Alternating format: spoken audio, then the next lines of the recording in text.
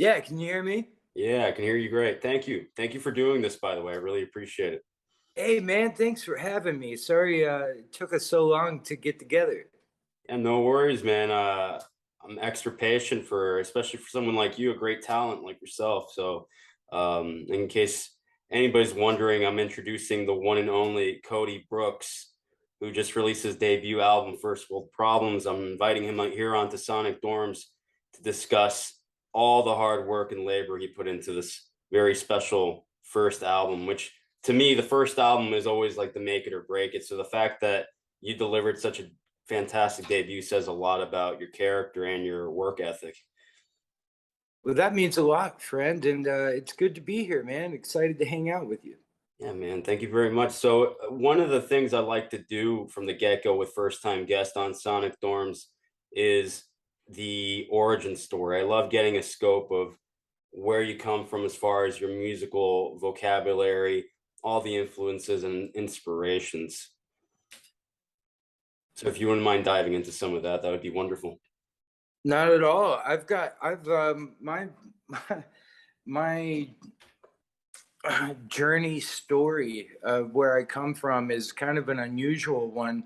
I really wasn't exposed to modern music until I was a teenager, and before that point, my parents had raised me on old '78 records, and then I graduated into 33 albums and cassettes.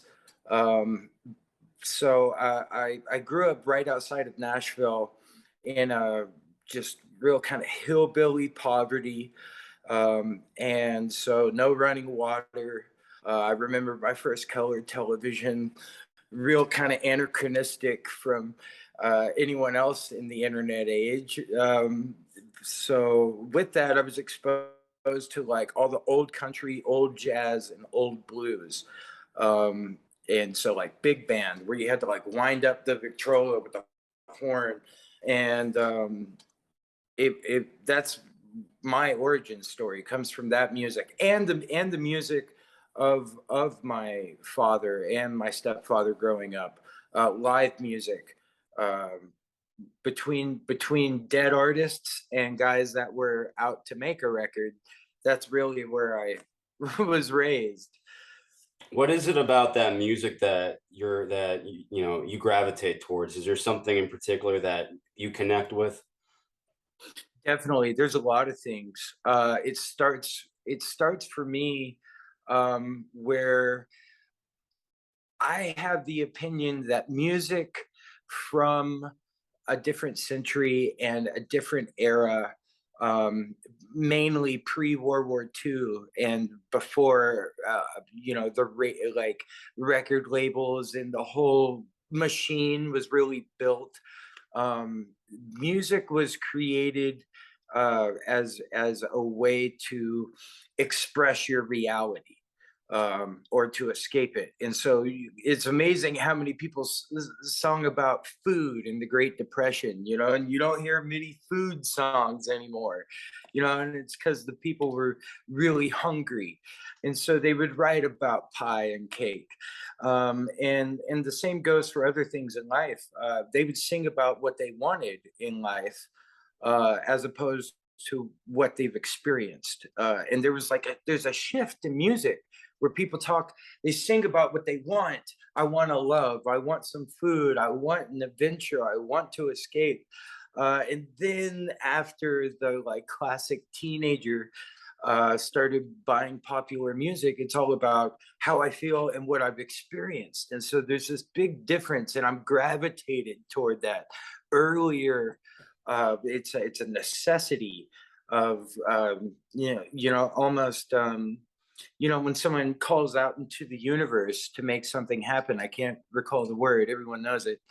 um, but when you ask for things, it's easier to obtain, and that music of that time seemed to do that all over the place regardless of genre, or class or race or anything.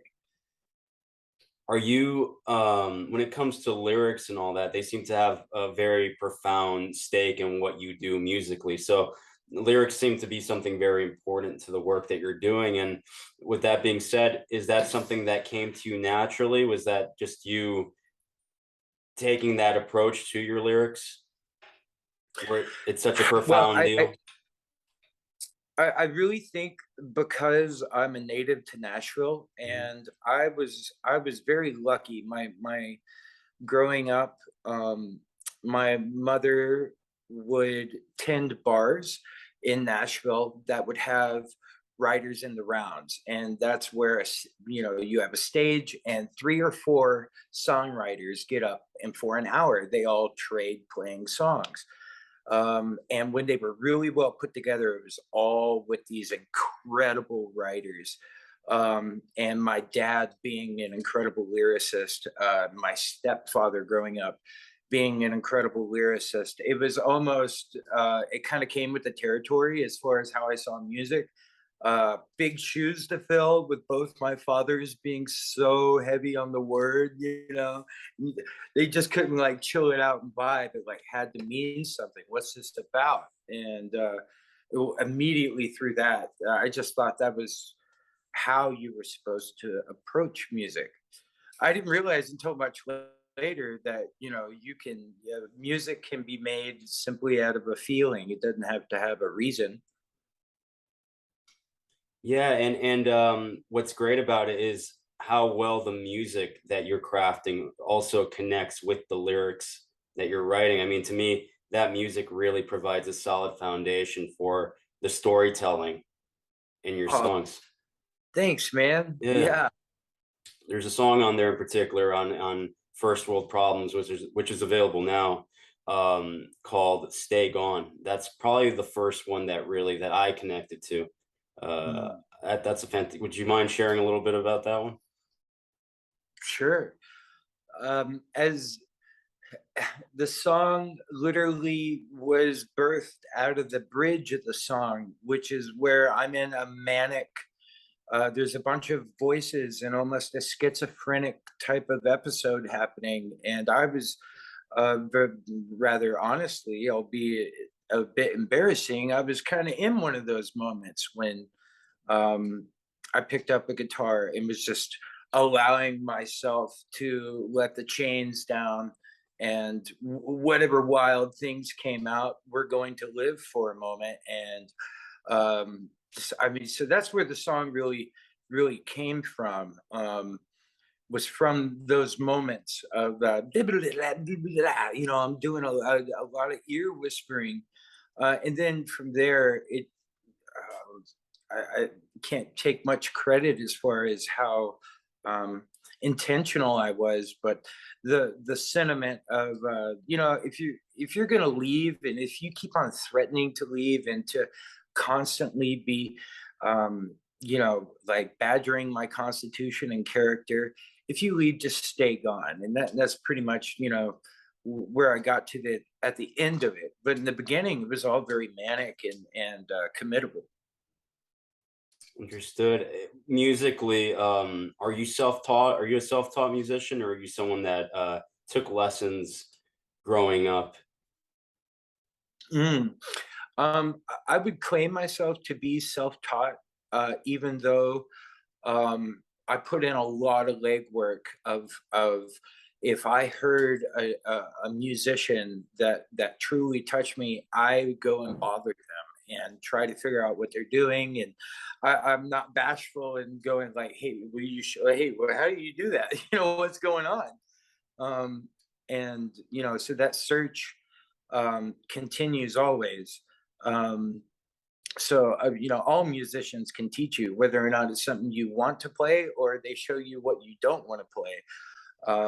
But in that regard, yeah, I'd say self-taught, because I never took a lesson or paid for a lesson, or I don't know how to read music. I know basic theory enough to like to fake like little charts for in a recording session or something, but I'm not educated or schooled at all. It's funny that you mentioned that, because I had this feeling that you were self-taught, just because your playing is so there's this purity to it and this aggression to it, this soulfulness to it that to me is not something that can be taught. You can't teach that kind of thing. It doesn't sound studious to me. It doesn't sound calculated. It's very Mhm. unfiltered. And that's part of the reason why I was attracted to your music in the first place. Hey, thanks, man. Heck Yeah. yeah. So I'm really into, because I'm a native from Nashville, I'm into rebellion. So how do you rebel against your hometown? Nashville being like where every great musician is. My playing, and still to this day, I'm just trying to piss off musicians. Yeah, I just want them to go, what, like, why, or like, or even playing cliches. People avoid cliches in Nashville so often to try to get away from it, and yet they could just simply say it with something cliche or raw or out of tune. So I'm very bent away from the the classic in time, in tempo, in meter. I'm more about the, like, I want it to feel like um like a whitewater rafting ride. You can take that trip down the same way every day. It'll be different every time you do it. And there's something about that that feels honest to me, deep inside, past my mind, past my spirit. Just it feels like if I become too calculated, then what am I really expressing? So it's a balancing act. I think we live in a world now where in a music climate right now that needs more artists such as yourself out there to provide honest music, raw talent. I think we need more raw talent to be exposed. So again, I extend my appreciation to you for delivering that, because I think that Man, people thank you. connect with that. I think we as human beings need to reacquaint ourselves with that humanity and that human spirit. And I think music, art needs to have soul, and you have that in you. And I think we need to provide more platforms for artists such as yourselves to preach what you're doing and spread the word, because without that humanity, I feel like I think a lot gets lost. So it's good to see that you're doing that out there. Really. Thank you, man. That means a Yeah. lot, because I'm right there with you. The thing I'm chasing the most is humanity, especially as we enter. You know, future music will only continue to be more synthesized into a grid, into the accessibility where anybody can be expressive and create. And it snaps it all right in there for you.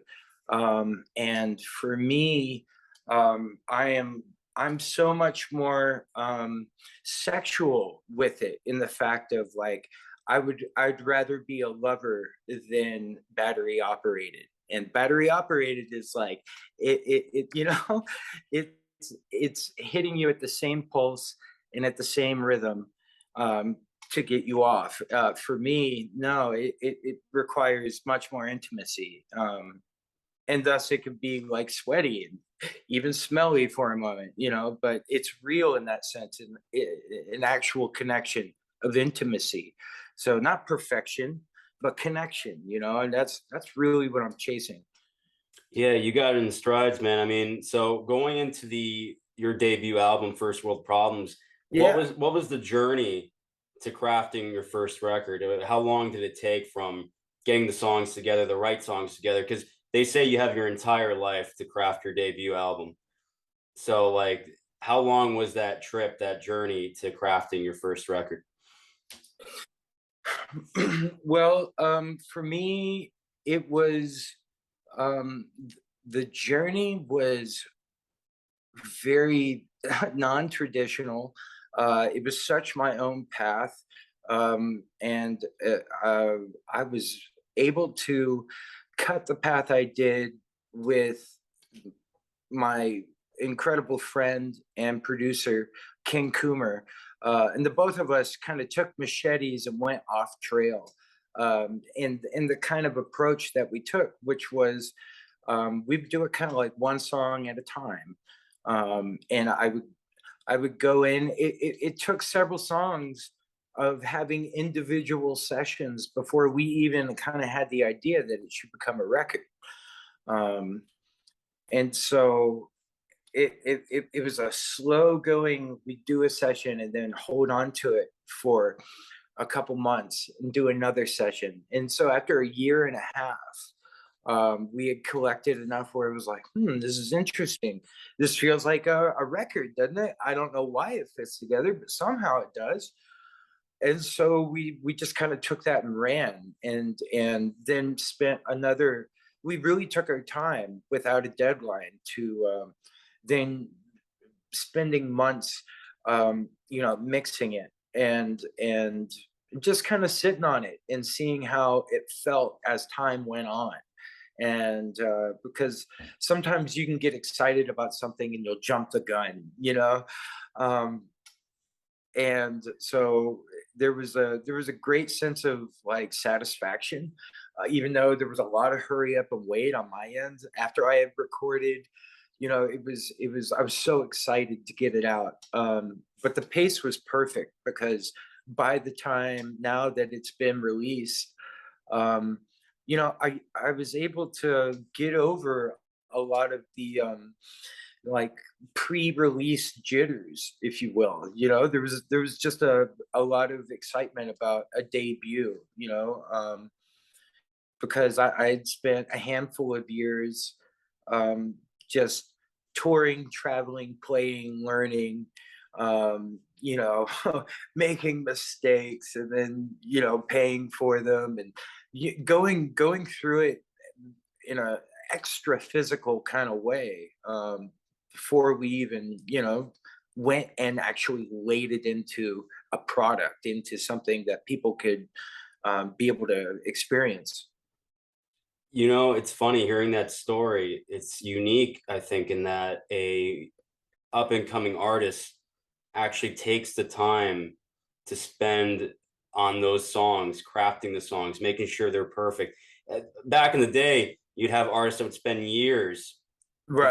developing their craft on the road, and this is pre cell phones, of course, pre internet, so they could afford to go out there, figure out what worked in the songs they were writing, what didn't work. And so by the time they got into the studio for that first album, they had already road tested all Yeah. these songs that now were perfected after about, who knows, anywhere between 3 to 5 years of time just spent developing them, playing them for audiences, seeing the reactions. It sounds to me like you got an opportunity to do some version of that before you got into the record with this one, I really did. right? I really got to experience the like, playing the songs in so many different environments and in front of so many different kinds of people.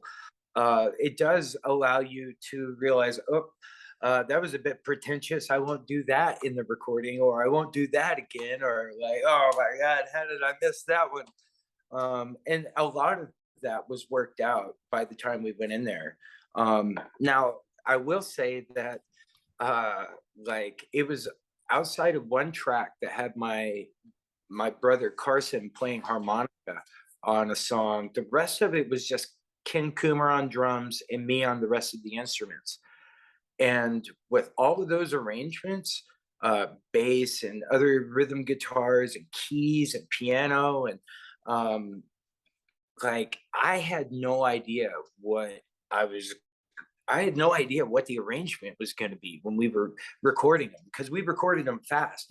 I'd go in there and put on headphones, I'd work out, and then he'd be like, hit another take and throw a bass on me, and I'd lay down a bass. And it was just a stacking like that, but it was so on the spot. So all those parts were um, made up kind of like in the magic of the studio, um, in just the vibe of that room. Even though I had worked out on guitar and on my voice and how I performed it, um, you know, for years. What, after all this work, what's the response been like? Have you gotten a response from people as far as like this labor of love of yours that, what's the response been like? I'm looking for the trolls, man. I can't Yeah. find. It's been like a really positive response where I'm almost kind of like, wait a second, it's like I had anticipated um I I had anticipated a little more eyebrows when people listen to it, but people seem to be really enjoying it. I've been so overwhelmed by how well received it's been, where people just say it's raw and refreshing, and it's not just the same old thing, which is kind of what I had slight apprehension going, am I too far out of the scope of where things are for me to be understood or received? And it's been a humbling and overwhelming positive experience for me. So it's been really good for me as a kind of an isolated guy to feel that kind of love from the public. It's been great. What I see from people too is like you're going to be the kind of artist that people are actually going to go out of their way to support, buy the records, actually like buy physical copies if they are out there, and actually give you that extra drive to succeed. Because I'm old school, I like buying physical product. So I think, and you're the kind of artist that delivers honest work, so for an honest consumer. So I think there's going to be a lot of people out there actually supporting you in such a way because you're delivering that kind of music for that kind of audience. And I think again, once again, we need that out there. So it's great news. Thank you, man. Yeah. Yeah, I'm very excited. The album is out now, and you can buy physical copies. CDs are currently available, and vinyl drops for the album here in the fall. Yeah, that's definitely going to suit you because I feel like you're the vinyl guy. That's going to definitely work, cater to the music that you're crafting. I'm so excited. It's like you talk like bucket list for me. Starting out as far as the project goes is um, to be able to like drop a needle on it and listen to it in vinyl is I can't I still haven't done it outside of the test pressings. So I can't wait myself to hear it. Where just I always like to ask this towards younger up and coming artists, like when it comes to your motivation, your drive in this day and age where we know how the music world is now. It's all fast food, consumerism, and nobody really like takes the time really to spend that much time on an album or an artist as much anymore because everything's so accessible. And then everything we've gone through in the last couple of years, what motivates you as an up and coming artist to continue to write and create music for an audience? What is that drive for you? Mm, um, Connection, and just getting down to the brass tacks of it. Music is the original language. When we as humanity found ourselves developing culture and society, what was the binding factor to help us create a close group? And music is the answer, because uh, I've gone to a protest, and I've stood in rallies, and I've been where if you don't share the same cause, it's kind of hard to be very connected. Yet you can go to a festival, and people of all persuasions, of political ideologies, of ways of seeing life, they can all be unified and through music. So it's like, for me, that's what I'm really chasing, is that there's a there's a lot of lonely people out there. And anytime you get lonely, it's a way to overcome that. And that's music, and that's kind of where I'm at with it. I've gone through so many cerebral and spiritual kind of expansions of wanting to grasp, like, why am I doing this in the first place? And I've really want to dedicate and continue to try to figure out how to give it away. I'm not doing it. I'm not doing it for me. Like, I already do it for me. And that's why I spent years just being underground, and, like, of course, wishing to surface and release music, but it wasn't about that. It's been about, finding those lonely people that go like, man, where are those? Where are my kind? Where are my people? Um, And I think music's the fastest way to get there. It's absolute therapy, right? It's like it's I think it's one of the cheapest forms of therapy you can ever get, because I think The- second you put on a song that you can connect with, I think all of a sudden every noise in your head that may bother you suddenly begins to dissipate. And to me, music is just such a powerful tool, I think, for getting through life. And that's why music really is the soundtrack to our own personal environments. And it can never be taken for granted. That's why I believe that if you like something enough or love something enough, you should help support in any which way, whether it's buying a pin, a CD, a vinyl, a shirt. Help out the artists that you love, because they're providing you a service at the end of the day to get through life, at least for me. So that's the way I view it. But yeah, they bridge. Music is a bridge, and I'm like, the more music I play and the more music I'm around, it's just been kind of solidifying that deeper and deeper inside of me.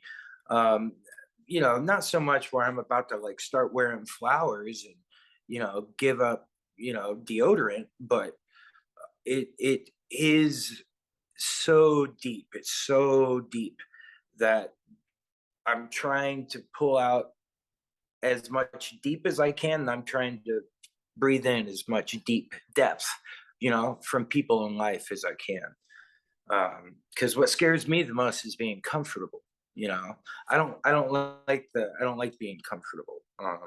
So the peaks and valleys are, and the more peaks and valleys you experience, the more exciting the music can connect you. you seem very prolific as a songwriter. Are there already another batch of songs or so in the can that you think you can work up and muster up for a quick follow up in the near future? I'm currently in the process of finishing. I've got about 30 songs um, that I'm finishing for the follow up record, which is also going to be produced by Ken Coomer. Um, and hopefully by the next couple months, start recording. Um, and hopefully we can whittle the 30 songs down to a nice fat record that'll like sit well next to the first one. But yet, I still got a lot of stuff that I've yet to share. There's a lot of sides of me that y'all haven't seen yet. So that's exciting. Great news, because what I like about the first record is it's a breezy listen, and it makes you I like those records that maybe go on for no more than 45 minutes, and then they cut to the chase, and then it leaves you wanting to go back and listen to it a few more times. And it's You gotta put it you on seem to do repeat. that. Yeah, exactly. You got that down. I really Oh, appreciate that. thank you, man. Yeah, well, I'm excited for the future. I think you've got a lot to offer, and that's an understatement. So I really am rooting for you and what you're doing for music. I really appreciate it from the bottom of my heart. And you always have an open seat here. This is a grassroots brand. It's a podcast, but to me, I'm crafting a brand here for artists such as yourself that I believe in, to have a platform to speak on, because I truly believe that we need more musical platforms out there for up and coming artists that actually matter, that have something to say. I agree, Max. It's incredible how um, a lot of podcasts and a lot of publications end up chasing a school of fish, and they kind of go where the group goes. And they try to stay hot. And for me, my favorite, just like you and I have had today, is to kind of strip away all the standard questions and get down to like how we really think about it. And it's not just producing some sort of puff piece for each other. I really love what you're doing, and thanks again for having me. No, man, yeah, it's tough, and it's going to be a fight, as it sure is for you as well. But I believe that we got this, and you coming on here is honestly just adding credibility to what I'm doing and what I'm trying to provide. That hopefully can grow into something a lot bigger. So you can get even more artists that of your caliber to have a platform to speak and preach about what they do best, and that's make great music. So Cody Brooks, I really appreciate you. I'm looking forward to the future, really. Same here, my man. Can't wait to catch up with you again. All right, man. You always have an open seat here, as I just mentioned, and all the best. And then for anybody out there that wants to check out your music, purchase your music, listen to what you got. I know you're on all streaming platforms, but for the true believers out there that believe in the physical copy and just want to look into more of your history, where can they go if you wouldn't mind sharing that? Not at all. So you can find me on, YouTube and socials at Cody Brooks Music. And then I have a website that's constantly going through cryptic updates at codybrooks.rocks. And then you can also go, Pasadena Records is the company that is distributing this record, First World Problems, and have really helped me kind of breach the surface. And you can go onto their website to buy physical copies and to learn more about myself, as well as the other artists that they harbor, who are all kind of in the same walk toward truth as you and I are. Wonderful. Again, it's been a pleasure, Cody. All the best to you, and until next time. Hey, right on, man. All right, We'll man. see you soon. Have a good day.